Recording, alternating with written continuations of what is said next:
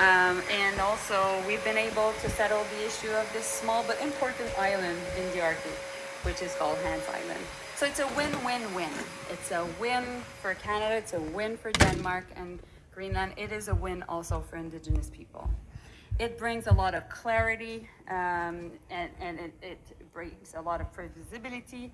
It, of course, maintains access and freedom of movement for Inuit and local people, and I know that Aluki will be talking about that a bit later. And it shows fundamentally that through negotiation, dialogue, and good faith, we're able to settle important and difficult issues. Is built. The Honourable Member for Burnaby South. 1 out of 4 Canadians, Mr. Speaker, will not be able to keep their home if interest rates continue to rise. That means that Canadians will lose their home. And the Liberal government is saying that it's not their fault that inflation continues to rise. This shows a lack of leadership. The government must act to help families, and it must do so now. Will the government increase direct financial assistance to families who need it so they can keep their homes? The Right Honourable Prime Minister. As the Honourable Member has said, inflation is a global problem, but we have a responsibility to be there for Canadians who are facing these increasing prices. With housing, it's a real source of concern, especially for middle-class Canadians who are hoping to buy a first property. That is why Budget 2022 has laid out investments to double housing construction over the next decade to help Canadians buy their first property, thanks to a specific savings account. All the police forces have denied that they asked for this emergency legislation. The minister knows it, and as a former Crown prosecutor, he also knows the importance of telling the truth and nothing but the truth. Since he cannot help Canadians buy their first property. The Honourable Member for Mégantic-l'Érable. Mr. Speaker, the Minister of Public Safety has repeatedly said that the serious decision to invoke the Emergencies Act was made at the request of police authorities. All the police forces have denied that they asked for this emergency legislation. The Minister knows it, and as a former Crown prosecutor, he also knows the importance of telling the truth and nothing but the truth. Since he cannot take back what he said, Mr. Speaker, and since a major civil liberties decision was made as a result, will he now do the honourable thing and resign?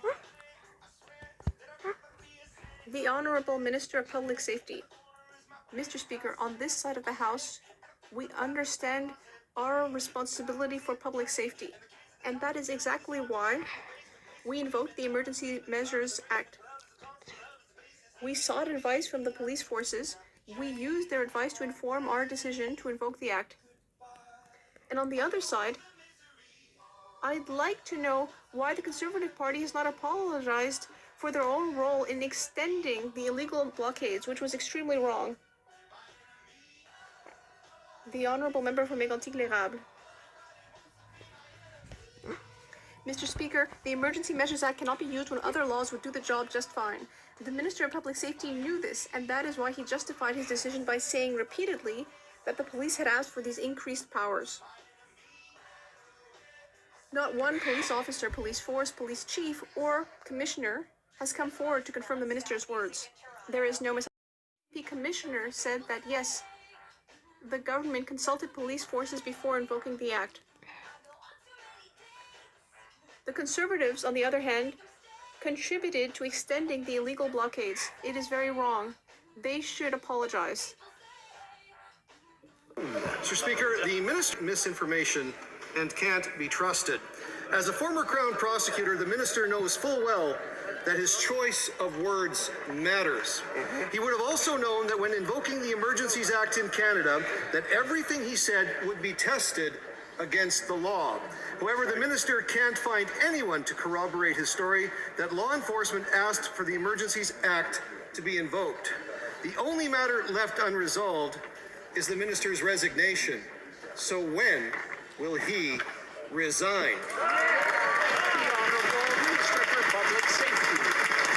Speaker, I want to to thank my colleague for highlighting my professional experience as a federal prosecutor before I came into politics. I got into politics to make sure that we could protect Canadians, and on this side of the House, we know what is necessary when it comes to the protection of the health and safety of Canadians. That's why we invoked the Emergencies Act. We obviously consulted police. We sought their advice. You heard the commissioner say before the committee that we got that advice and we used it, Mr. Speaker. And I just want to know why it is, to this point in time today, the Conservatives refuse to apologize for their role in putting at danger the lives of the people who live in Ottawa and right across the country with their reckless statements. The honourable member for Red Deer Lacombe. In 2015, the Prime Minister outlined his ministerial standards of conduct in his Open and Accountable Government document. And let me quote what it said. To be worthy of Canadians' trust, we must always act with integrity. This is not merely a matter of adopting the right rules or of ensuring technical compliance with those rules. As ministers, you and your staff must uphold the highest standards of honesty and impartiality. The Minister of Public Safety no longer meets any of those standards. When will he resign? Honourable Minister.